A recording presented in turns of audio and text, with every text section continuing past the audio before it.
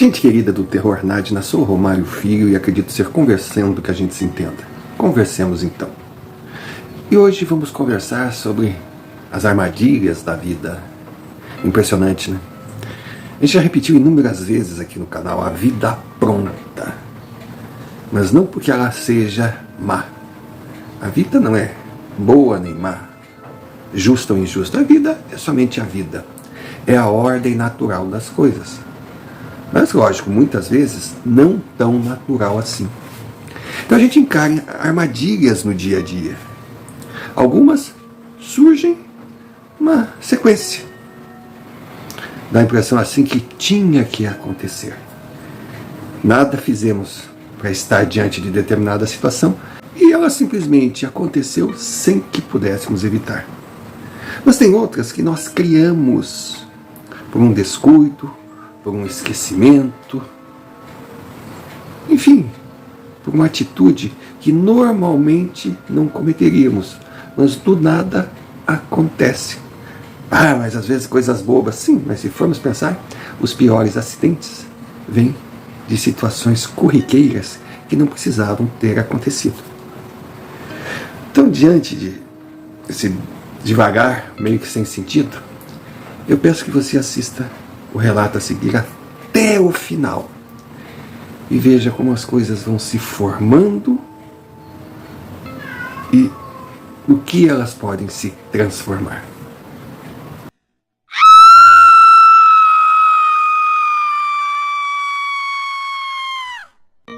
Seu Romário, eu sou a Janaína. Hoje estou com 29 anos, solteira, estabilizada, tenho meu apartamento, uma bela profissão, sou formada. Então começo colocando um nome fictício, sem muitos detalhes sobre a minha vida pessoal, para evitar qualquer tipo de identificação. Eu sou solteira, como já disse, digamos por uma série de fatores. Não é que eu tenha determinado a solteirice, não. Eu sempre fui daquele tipo de menina que não acelerei o processo. Eu não tive pressa de pular etapas. Eu fui criança até os 45 minutos do segundo tempo, mais prorrogação. Eu aproveitei tudo da minha infância. Traduzindo em números, tinha 14 anos, ainda brincava de boneca. Ai, a minha boneca era Maria Rebeca. Maria Rebeca. Muitos riam da Maria Rebeca, porque ela era uma boneca de pano horrorosa, segundo eles. Para mim ela sempre foi a minha fofura, a minha companheirinha. Eu acordava com a Maria Rebeca, eu passava o dia com a Maria Rebeca e eu ia dormir com a Maria Rebeca. Claro que também eu ouvia comentários sobre a combinação de nomes. Eu achava lindo, mas tinha muitos que discordavam. E lógico que o nome não veio assim do acaso, do nada. Foi uma homenagem que eu fiz para as duas gatinhas que eu tinha, a Maria e a Rebeca. Então eu era uma menina feliz. Mas ali pelos 16 anos, os hormônios começam a se formar. E eu tinha assim um tesãozinho recorrido, que na época eu não sabia o que significava essa palavra tesão. Para mim era amor. Mas aquele amor de coração no caderno, de diário, de suspirar quando eu estava na frente do menino, nem tão menino assim. Ele era muito mais velho que eu, 2 anos. Mas era o meu herói, E, do nada, aquele menino me pediu um namoro. Claro que eu aceitei. Me considerei a noiva do ano. E foi uma maravilha. Até a página 2. Bem dizem que a pior inimiga da admiração é a intimidade, né, seu Romário? Quando eu conheci o menino na convivência, eu percebi que ele era aquela perfeição doce de coco. Rapidinho enjoava. Então foi o meu primeiro fracasso amoroso. Logo em seguida, eu já estava chegando nos 18 anos, aí conheci Mauro. Mauro já tinha 20 anos, Ele, lógico, já estava vivendo a plenitude da fase adulta, e eu naquela, sabe, transição. Eu não era mais a criança dos 14 anos, mas também não era uma mulher, em todos os sentidos. Mas claro, meu corpo reagia diferente, eu tinha outras reações. E aí aconteceu a famosa primeira vez. Bom, eu pensei, meu primeiro homem, meu primeiro tudo. Com certeza, meu marido, pai dos meus filhos. Só que a gente vai convivendo, vai conhecendo certas verdades da vida e vai aprendendo a entender o próprio corpo e começa a notar que exige, né? Não a gente, o corpo, o instinto de fêmea, exige certas... Bom, quem for mulher vai me entender.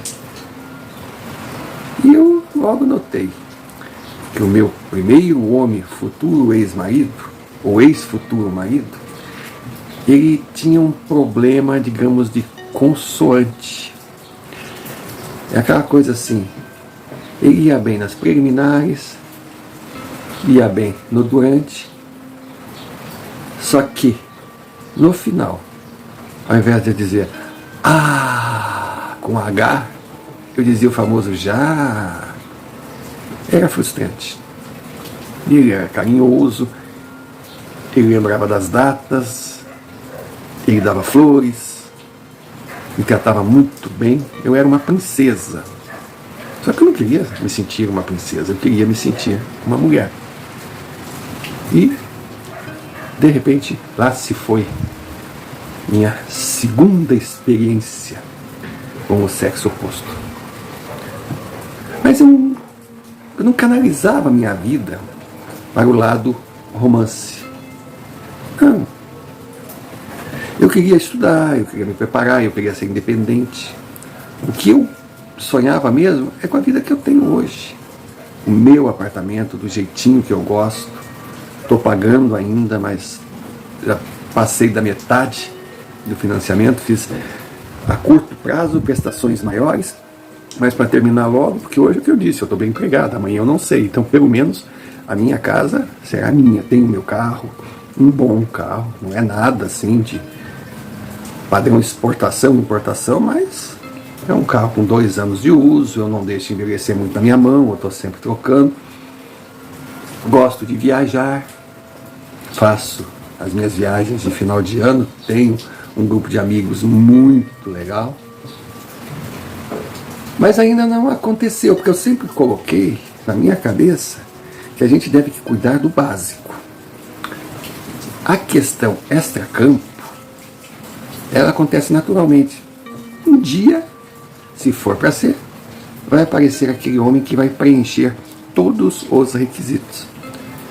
Se bem que a minha mãe sempre me falou que quem muito escolhe, acaba escolhida. E ela dizia, ó, tu abre teu olho, tu vai acabar se rabichando, um 0 à esquerda, vai se apaixonar, porque é assim que acontece, vai sofrer na mão dele. Eu bato na madeira, desconjuro, mãe, para com isso. Mas eu vou levando. Eu e Maria Rebeca. Nossa, eu tô uma mulher, sem falsa modéstia, uma mulher bonita, feliz, realizada, e tocando o barco. Maria Rebeca, coitada, já tá velhinha. Claro que eu não fico brincando com ela mais, poxa, aí seria ridículo. Mas eu gosto de ter a companhia dela na cama. Se ela não realiza todos os meus anseios, pelo menos não enche o meu saco. Só que esse relato, eu dei apenas umas pinceladas para que o senhor pudesse me conhecer um pouco, mas o objetivo aqui não é falar das minhas tentativas frustradas no campo amoroso ou da minha vida profissional muito bem tocada. Não. Eu estou aqui para falar da tia Marisa. Bom, a tia Marisa era a irmã mais nova da minha mãe. Minha mãe, a grosso modo, sempre foi muito parecida comigo. Claro que é melhor eu mudar a frase que eu saí parecida com ela. Dizem que o fruto cai embaixo do galho. E a minha mãe sempre foi assim, uma mulher ativa, uma mulher que gostava de trabalhar, de sair. Nunca ela se considerou ou considerou a possibilidade de ser do lar. Então meu pai tinha uma empresa, tem uma empresa até hoje muito bem estabelecida. Eu tive uma infância confortável. E ela sempre tocou desde que casou. Quando ela conheceu meu pai já tinha empresa. Ela virou a esposa dele, virou a sócia dele, virou o braço direito dele, e assim eles vão vivendo, felizes, graças a Deus. Mas é claro que uma mulher parecida comigo não tinha assim aflorado aquela coisa assim do sentimento maternal. Não que ela não fosse uma boa mãe, longe disso. Ela não tinha muito saco assim com fralda, com choro. Também não tinha saco e nem preparo físico, estado mental, porque trabalhava o dia todo, imagina. Chegar em casa e pegar uma penteira chata que eu com certeza devo ter sido. Mas a tia Marisa era a irmã mais nova da minha mãe. Mais nova, quando eu falo mais nova é uma coisa...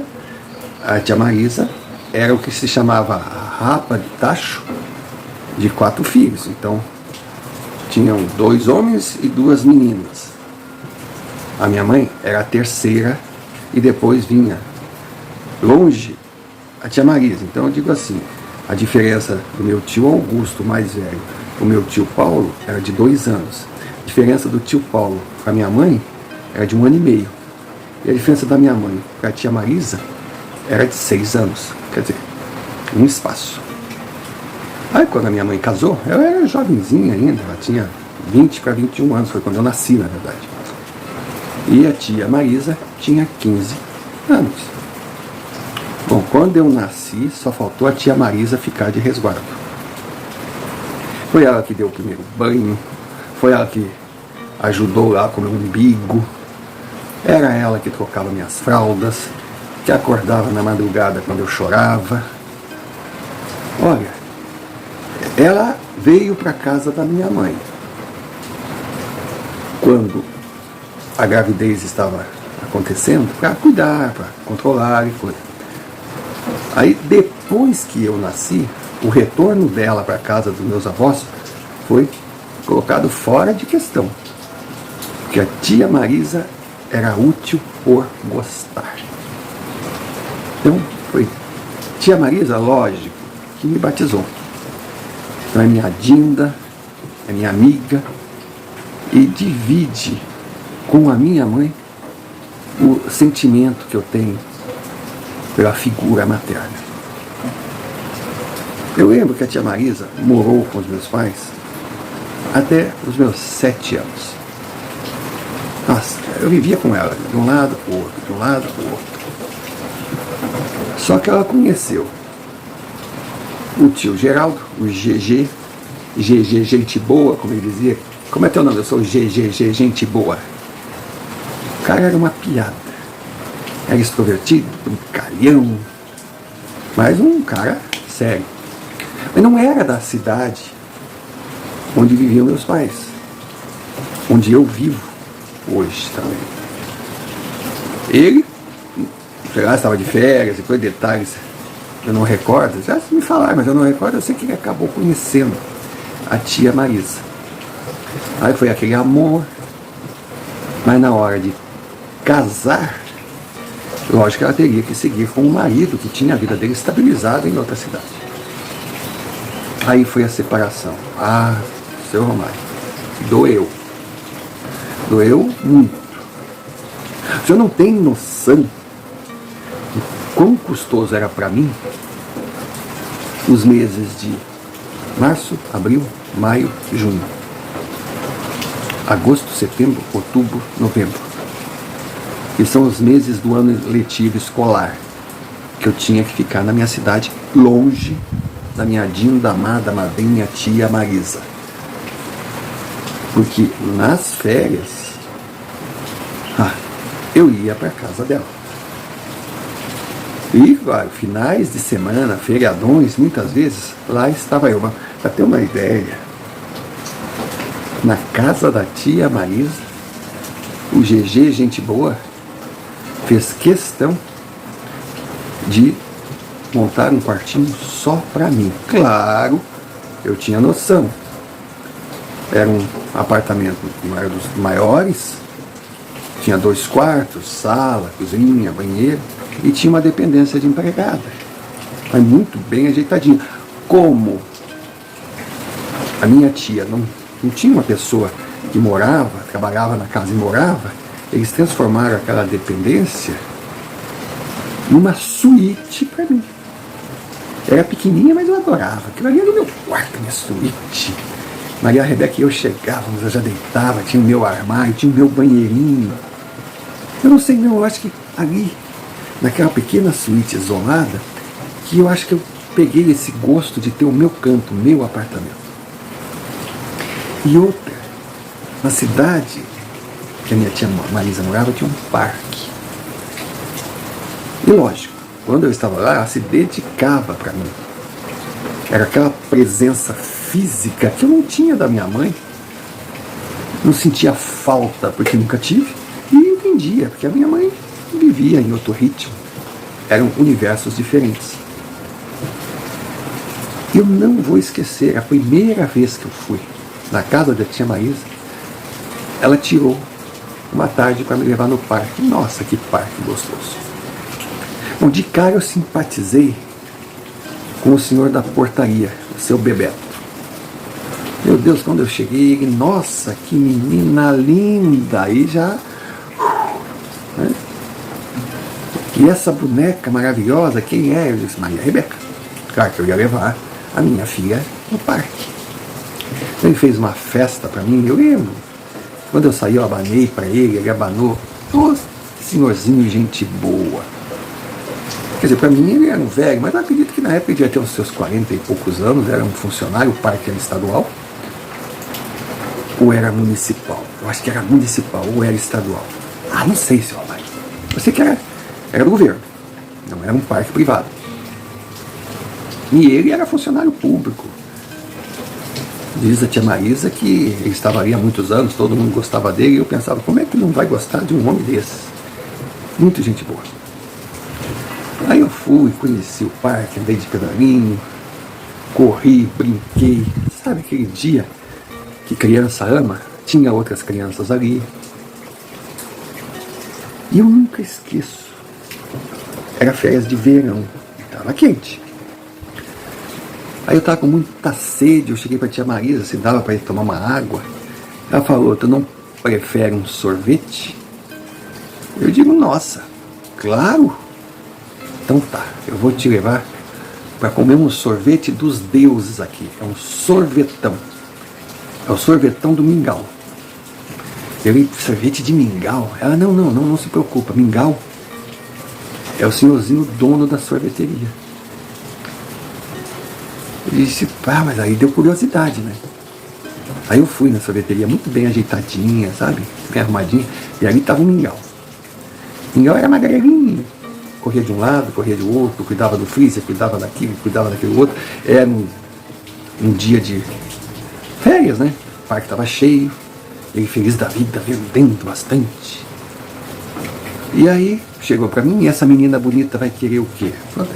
Eu estava no meu dia, todo mundo me achava linda ali. Era o meu parque favorito. Aí eu pedi 3 bolas. Aí fui bem original. Chocolate, creme e morango. A minha tia disse, napolitano em bola. Eu não entendi a piada. Depois é que eu fui entender. E tinha caído na fala comum, mas era o que eu queria. Se os italianos inventaram isso antes, ou se é italiano, não sei. Eu queria. E veio aquele sorvetão. A casquinha não era uma casquinha, era um cascão. E aquelas 3 bolas. E eu pego e tô saindo da sorveteria.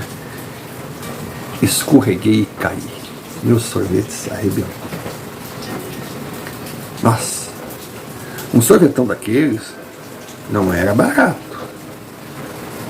E a tia Marisa, ela não nadava no dinheiro. Ela tinha uma condição boa, mas não nadava no dinheiro. E de repente ela saiu meio que desprevenida. Quando ela olhou assim, ela disse, ai filha, que dó. Eu quis pegar no chão, ela, não faz isso, por favor. A gente vem aqui amanhã e toma um sorvete. tá bom? Eu, poxa, que tinha feito a caca, isso, tia, tá bom. Mas sabe aquele tá bom de criança, com vontade de dar uma cabeçada na árvore? Foi quando o seu Mingau disse, mas de jeito nenhum. Ninguém sai da minha sorveteria sem levar o meu sorvete. Principalmente essa menina linda. Aí ele foi, pegou o cascão, botou 3 bolas. Aí a tia Marisa disse, ô, seu Mingau, obrigado, mas eu passo aqui, senão amanhã até o final da semana eu lhe pago. Se a senhora passar aqui para me pagar, vai ser uma ofensa. Esse aqui é a oferta da casa, dado de coração. Senhor Romário, eu fiquei tão encantada com aquilo, com aquele homem, com aquele carinho, que eu digo, o sorvete dele era muito bom, mas eu não sei se era tão gostoso como eu passei a considerar. Talvez eu tenha romantizado. Mas também virou marca registrada das minhas idas à casa da tia Marisa. No mínimo, uma vez por semana, eu tinha que passar no parque, dar um abraço no seu Bebeto e comer o sorvete do Mingau. Seu Romário, o tempo passou e eu lembro como se fosse ontem. Nossa, nova essa, né? Eu ia completar 11 anos. Aí minha mãe perguntou o que eu queria de presente.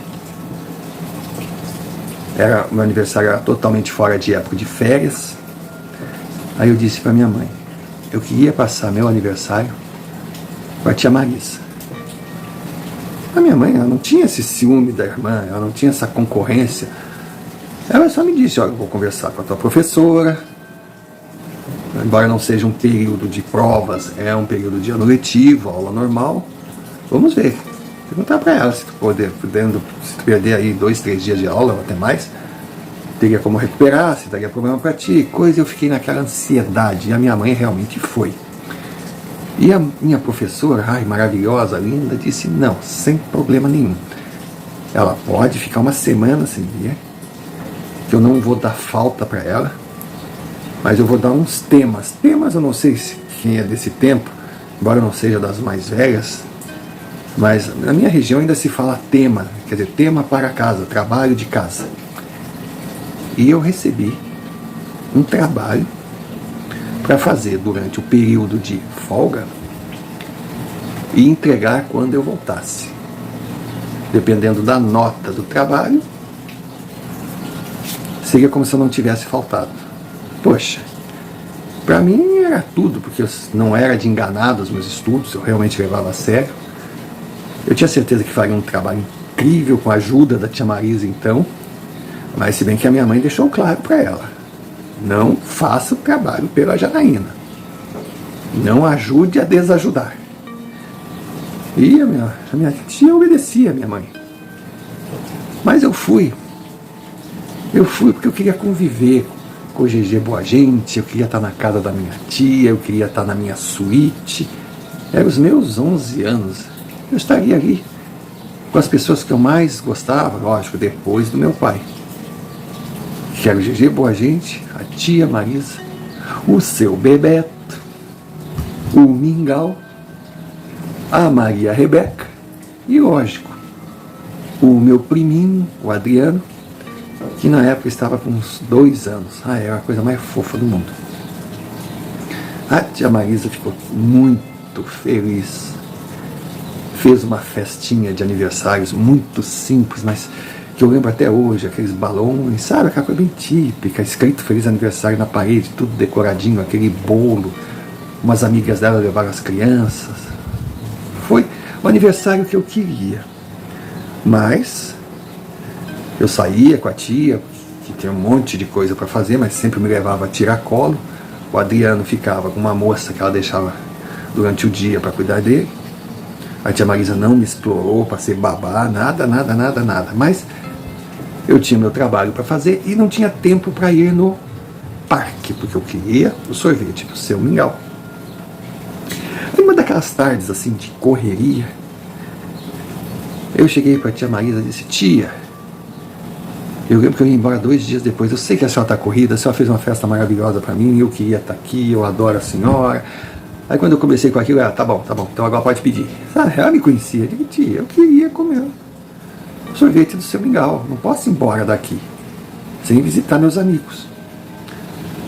Aí do nada, ela catou o Adriano,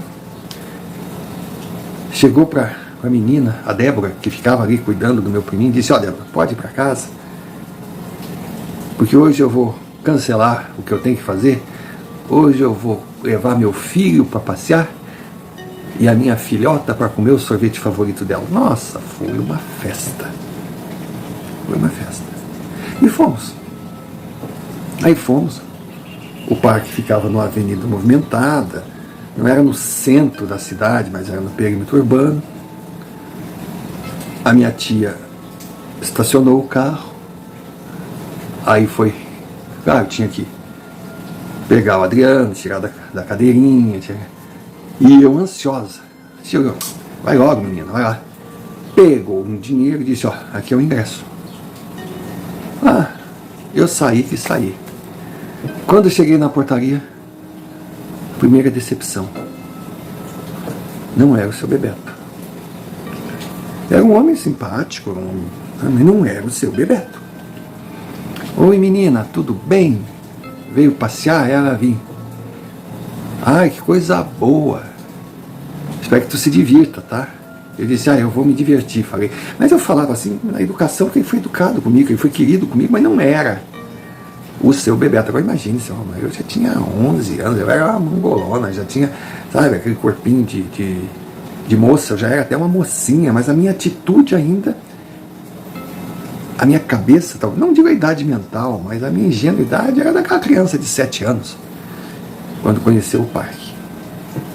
Aí eu fui pagar ele, não, por conta da casa aqui, moça bonita, não paga.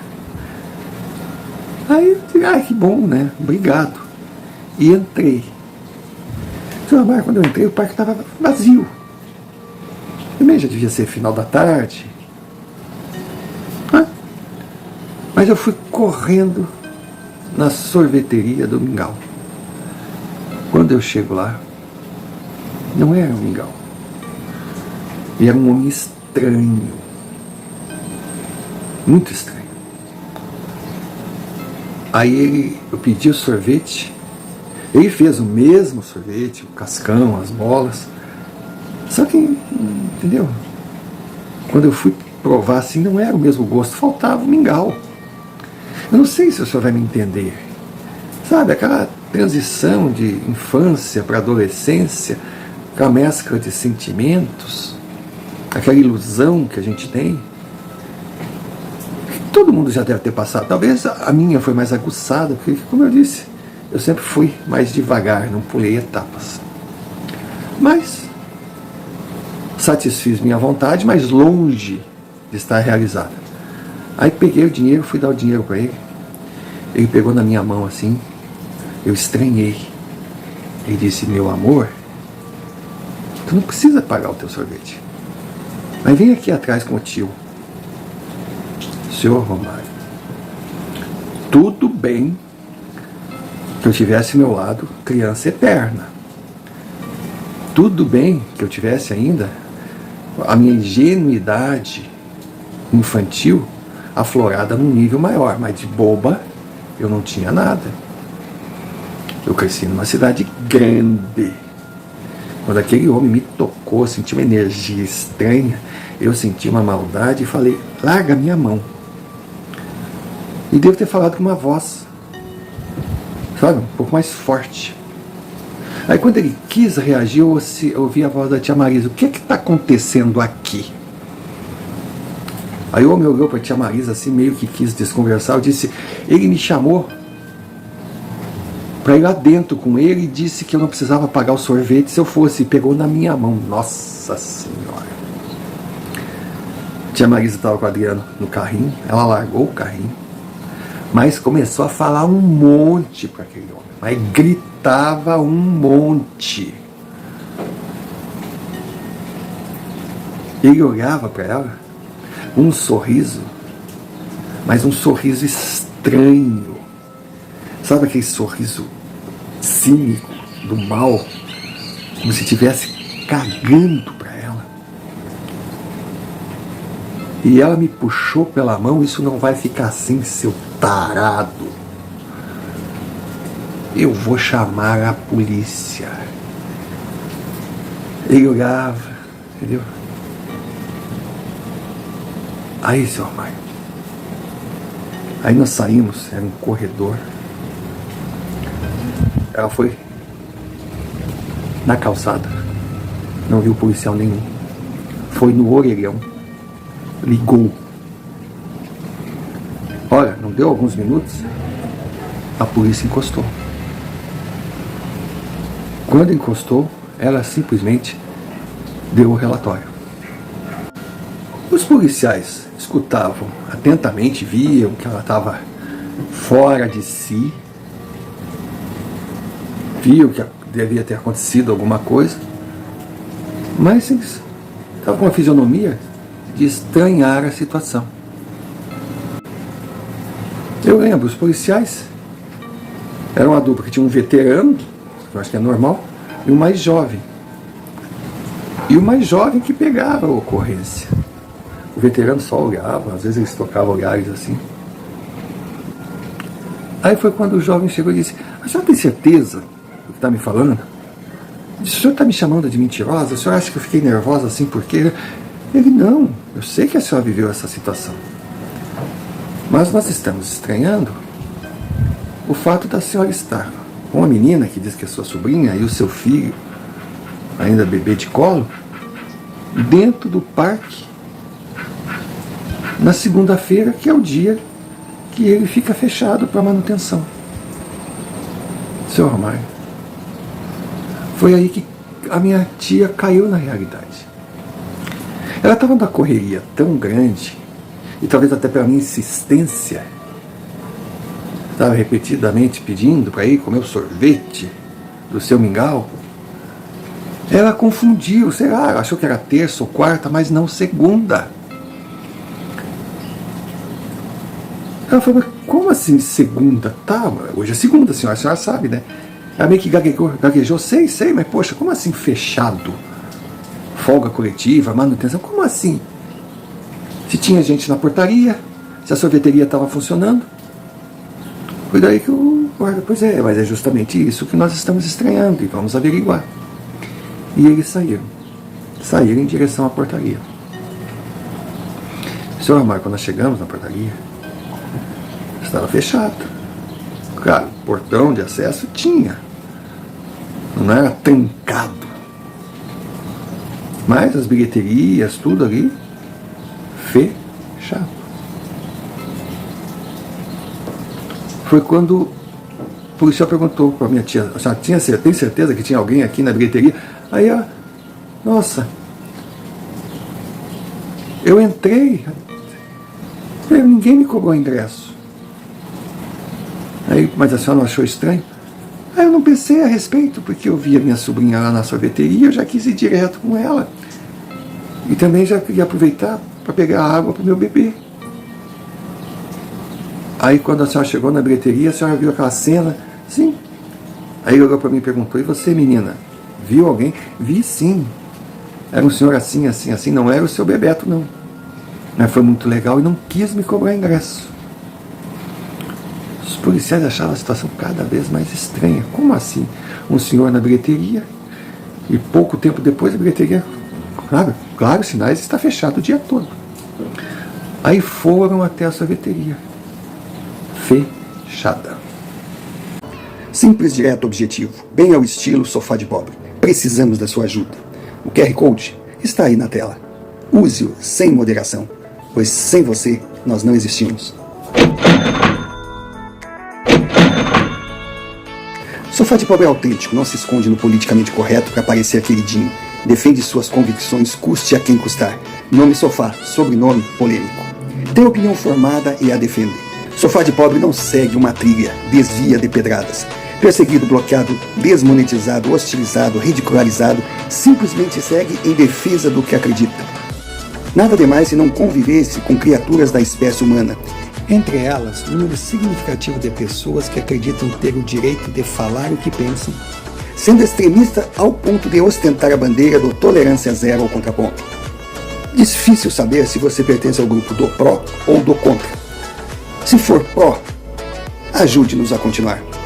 Se for contra, muito obrigado por prestigiar e estar assistindo esse vídeo e mesmo discordando, continue. Críticas construtivas sempre serão bem-vindas. As ofensas para nós são a certeza de que estamos no caminho certo, pois diante das reações intempestivas que enfrentamos, temos a certeza que o que falamos tem sim a sua importância, por serem verdades sempre baseadas em argumentos concretos difíceis de serem desmentidos. Efeitos colaterais são coerentes. Nos tornamos alvos daqueles que acreditam que, atacando quem publica, irão minimizar o teor do publicado. Senhor Romário, eu olhei para minha tia olhou para mim. Cadê aquela gente? Mas que gente? Perguntou aí o policial mais velho. Vocês viram pessoas passeando, se exercitando, brincando? Aí que nós pensamos, não tinha ninguém no parque. Só o homem da portaria e o homem da sorveteria, que não eram nem seu Bebeto e nem seu Mingau. Aí o guarda mais jovem simplesmente falou, olha, minha senhora, eu não sei o que está acontecendo, mas com certeza eu venho aqui desde criança, eu nunca vi essa sorveteria aberta sem a presença do seu Mingau, e muito menos a portaria sem o seu Bebeto. Às vezes sim, tem a dona Elaine, começou a falar como se conhecesse todo mundo, né? Tem o segurança, o Nicolau, mas o seu Bebeto está sempre ali. E outro, o Nicolau também é um que não tem um único dia que ele não venha, a não ser na folga. E a folga dele não é agora na segunda-feira, que é pelo parque está vazio, é que ele fica aqui controlando. Vamos ver se a gente encontra o Nicolau. Aí saíram, andaram por tudo, quando voltaram com segurança. Eu conhecia o segurança também, eu lembrava dele, mas não sabia que o nome dele era Nicolau. Aí chegou, cumprimentou minha tia. Aí simplesmente confirmou a história. Não, senhora, o parque está fechado, eu fico sozinho aqui. Eu faço a minha ronda lá no fundo, tem um pessoal trabalhando, fazendo uma manutenção. Mas não tem mais ninguém no parque. Hoje é o dia da folga, hoje o parque está fechado. Aí a minha tia estava pálida, de vergonha. O guarda mais jovem já olhava para ela meio atravessada assim, agradeceu a seu Nicolau. Aí a minha tia pediu desculpas. Quando eu estava prestes a pedir também, o policial mais velho falou, não precisa se desculpar, senhora. Eu tenho certeza que o que a senhora está comentando realmente aconteceu. E posso dizer para a senhora, não é a primeira vez que eu escuto uma história semelhante. O guarda jovem até ficou meio, sabe, estranhou que o seu, digamos, o seu chefe, o seu superior, ou talvez um igual, mas na hierarquia do tempo, fosse quem desse ordens na viatura. E era sempre um homem firme, fechado, um homem cético, um homem prático. Ele não falaria aquilo à toa. E aí ele olhou para o segurança assim, Nicolau, você sabe do que eu estou falando, né? Nicolau meio que sacudiu a cabeça. Boatos existem, mas eu nunca vi. Eu estranhei. Minha tia ficou em silêncio. Aí nós fomos andando, com calma. Saímos do parque. Minha tia ajeitou o Adriano na cadeirinha do banco de trás e foi até aquele policial e perguntou sobre o que ele estava falando. Ele simplesmente resumiu numa frase: se a senhora disser para alguém que eu lhe falei isso, eu vou negar até sob tortura. Mas esse parque é sim mal assombrado. E existem registros muito antigos. E se a senhora quiser procurar, pode ir no jornal local ou na delegacia, porque o caso foi abafado. Foi há mais ou menos uns 15 anos que uma criança, uma menina, desapareceu no parque. Nunca mais se ouviu falar. Se falou de afogamento no lago, depois se falou em rapto, mas ela simplesmente sumiu. A minha tia ouviu aquilo, veio pro carro, eu também ouvi. Aí eu olhei para ela: tia, aqueles homens eram fantasmas? Ela só me disse: não sei, minha filha, mas aprenda uma lição. Olha o que ela... Jamais venha nesse parque nas segundas-feiras. E foi isso, seu Mário. Se passaram 18 anos. E eu nunca esqueci do ocorrido. Se bem que antes de ir embora, nós fizemos questão de ir no parque. E lá estava o seu Bebeto na portaria. O movimento estava pequeno, não era uma época de alta temporada. Então deu para perceber que não seria a falta de gente que faria a gente, sabe, descobrir que, poxa, não é possível, pouca gente, deve estar acontecendo alguma coisa. Não, o movimento era pequeno mesmo. Fomos no seu mingau. Ele me deu o sorvete com aquele sorriso maravilhoso. Aquele sim era o sorvete dele, não era aquele isopor que eu provei quando estive lá na presença de outro homem. E ele disse: não, senhora, aqui com certeza não. Não estou dizendo que a senhora não viu outra pessoa aqui, a senhora deve ter vivido isso aí. Mas pode ter certeza que na minha sorveteria ninguém entrou, tá tudo igual. Aí eu perguntei sobre a menina desaparecida.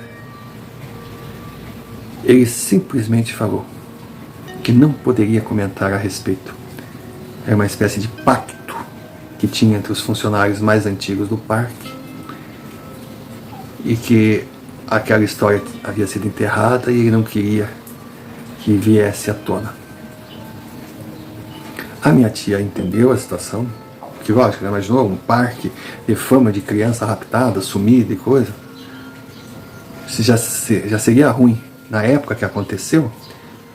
Imagine agora, depois de anos, com